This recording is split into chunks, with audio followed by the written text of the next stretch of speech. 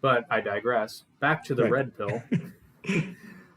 So you said in the last video we did with you that were you more of the MGTOW guy, or would you say you're more kind of like even between red pill and MGTOW? In which that's kind of an unfair question because MGTOW is kind of an extension of red pill philosophy. Yeah, so definitely I am into a lot of the red pill philosophy, and I identify with a lot of the MGTOW stuff. As far as, and we kind of covered this in the last podcast, but as far as why I don't date, those do have some factors in them. But for me, it's outside of that.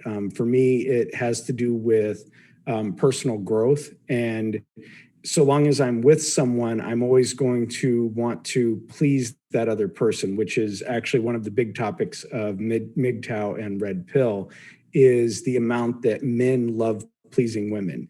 And so I find myself doing that a lot of times when I'm in relationships, is I want to please that person. Not always good at it. I don't want to come across as like I'm the perfect partner here, but I do find that I know that that person has an expectation of me to do certain things when I wake up in the morning or whatever, or throughout the day. And so that keeps me in a habitual rut of being that same person. So I don't really get to change. And it's not that they're forcing me to remain the same person or they're preventing me from growing, but I'm preventing myself from growing by being with another person.